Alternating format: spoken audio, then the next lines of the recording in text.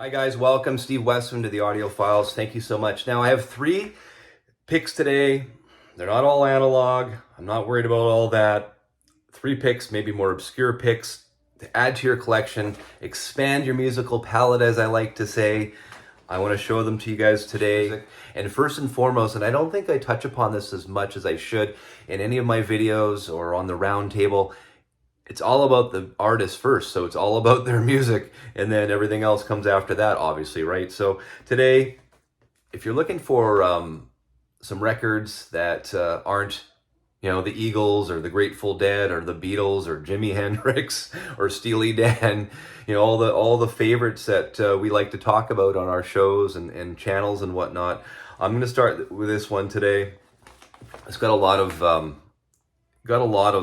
talk. I posted this one on a bunch of the Facebook group forums that I'm part of, and this is just an incredible album. First of all, the artwork, the cover is great.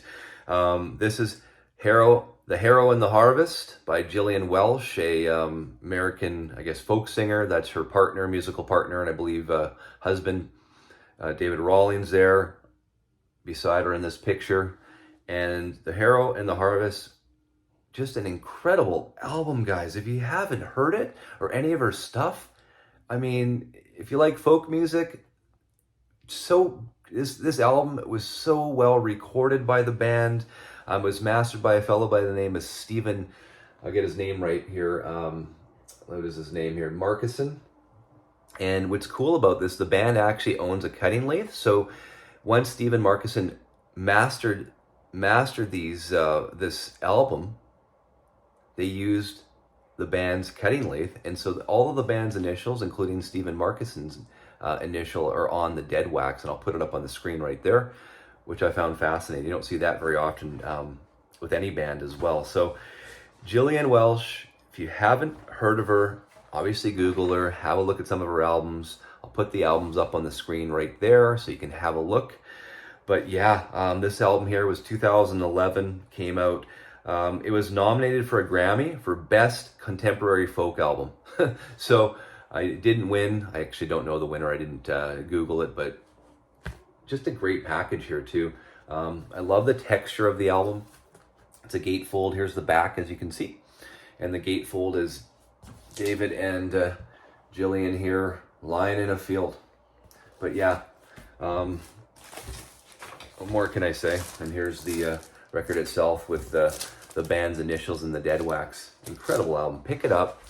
Have to get it in the aftermarket now. I think it's probably anywhere from $60 USD and up. So incredible.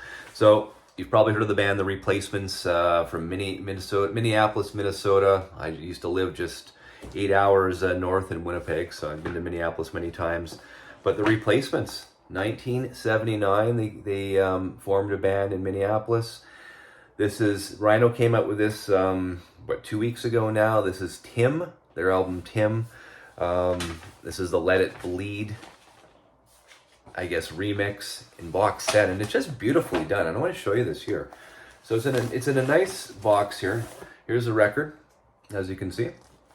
And it comes with the record, but it also comes with 4 CDs as well.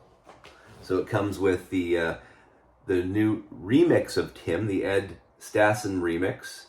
It comes with the remastered Tim album as well, and there's some outtakes and some live stuff as well. So beautifully packaged. I think it was I want to say I paid about $90 Canadian for it. So what is that? $65 Canadian. And the booklet itself, great explanation of how it was recorded. Really goes into detail, and I thought it was really cool too because this is a remix. This is a Tim remix, and so they have the mastered Tim CD, which I compared it to the Ed Stassen remix, and so the big differences are reverb.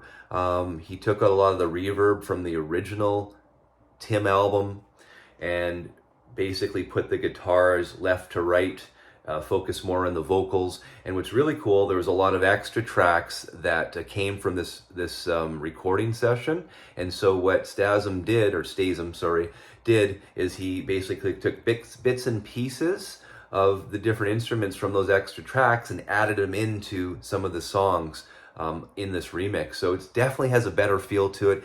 It's more of a wide open sound now on the remix of Tim, way more wide open, and like I was mentioning, it's more guitars and vocals are more left and right, and he really focused on getting rid of the reverb. So, which is interesting. I think that the original sounded more Ramonesy-ish, more mono-ish, and so what the remix does is brings out more of the instruments and opens it up a lot more. So for $90 Canadian, $65 US, beautifully packaged. If you're not a Replacements fan, if you like alternative rock, incredible album. And by the way, this band is the only band to be banned, no pun intended, from Saturday Night Live. They got banned and were never allowed to go back for their performance in SNL. So go have a look on YouTube and see why they got banned from Saturday Night Live. There it is, the Replacements, Tim, Let It Bleed edition.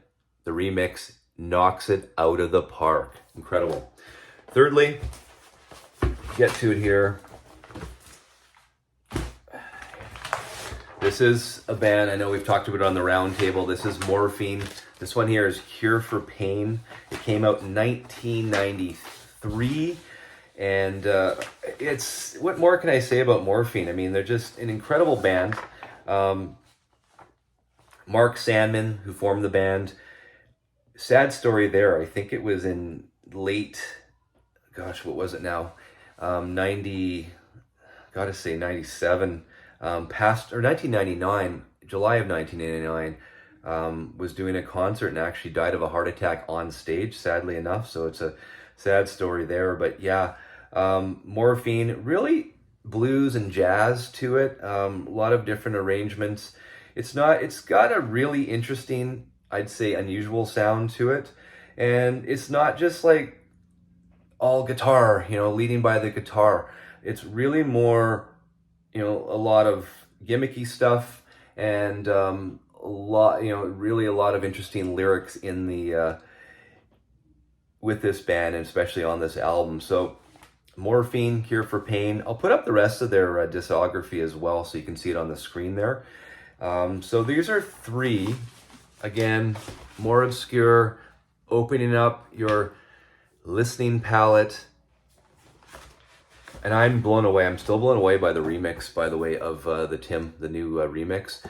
He really opened it up, and you'll be really surprised listening to the remastered compared to the remix. There's such a difference, and it's well worth the money.